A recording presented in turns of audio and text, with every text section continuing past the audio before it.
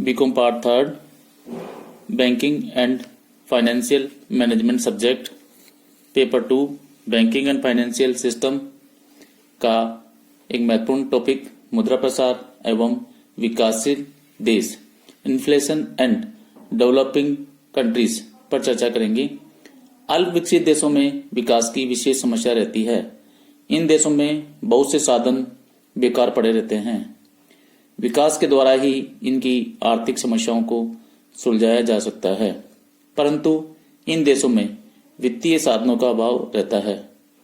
गरीबी के कारण सरकार करों के माध्यम से पर्याप्त साधन एकत्रित करने में असमर्थ रहती है।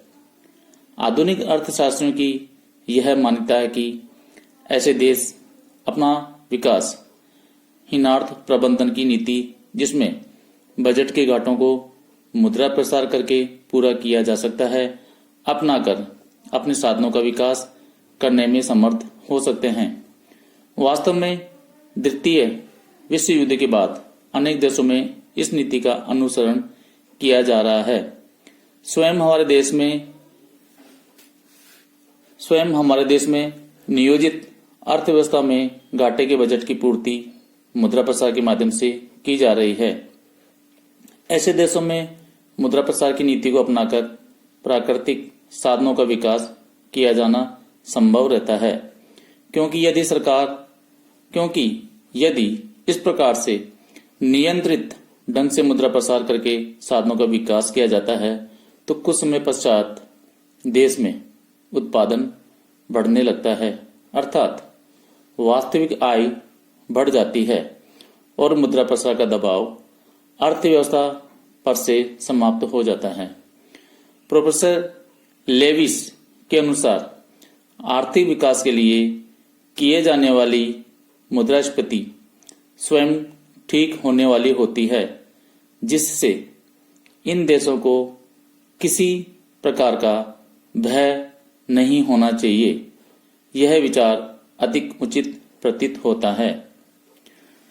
मुद्रा प्रसार करके देश में मौद्रिक साधनों का उपयोग उत्पादन कार्यों में किया जाकर आर्थिक विकास किया जाना संभव रहता है।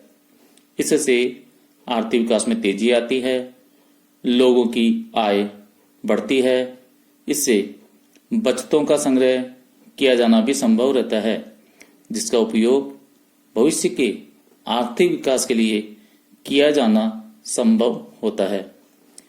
यद्यपि यह नीति हितकर होती है, परंतु इसका उपयोग बड़ी सावधानी एवं नियंत्रित ढंग से किया जाना चाहिए।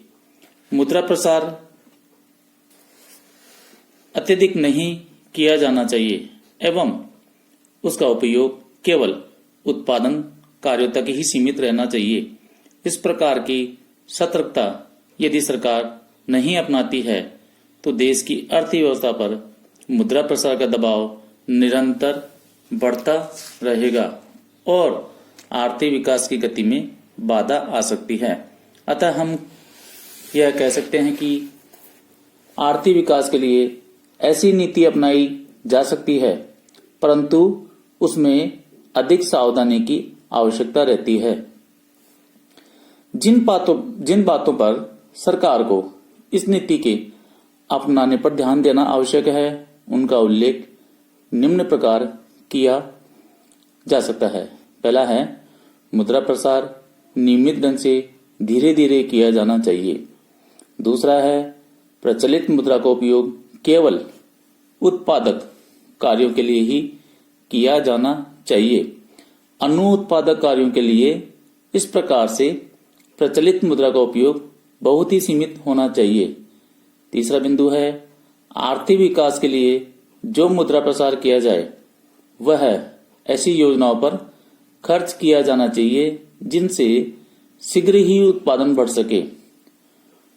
चौथा बिंदु है, इस प्रकार की नीति को अपनाते समय सरकार को आवश्यक वस्तुओं के मूल्यों पर नियंत्रण रखना भी आवश्यक होता है, ताकि आम जनता पर आवश्यक वस्तुओं के मूल्य वृद्धि का भार न पड़ सके। पांचवा अंतिम बिंदु, मुद्रा प्रसार के दबाव से उत्पन्न स्थिति को रोकने के लिए सरकार को अधिक सतर्क रहना चाहिए एवं ऐसी स्थिति पर नियंत्रण रखने के लिए आवश्यक वस्तुओं का उचित भंडार सरकार को रखना चाहिए ताकि मूल्य वृद्धि को रोका जा सके। योजनाओं के क्रियान्वयन में कोई ढिलाई नहीं होनी चाहिए ताकि लक्ष्यों की पूर्ति में विलंब न हो। उपर्युक्त बातों पर ध्यान देने की विशेष आवश्यकता रहती है, तभी मुद्रा प्रसार की नीति आर्थिक विकास में सहायक एवं सफल हो सकती है।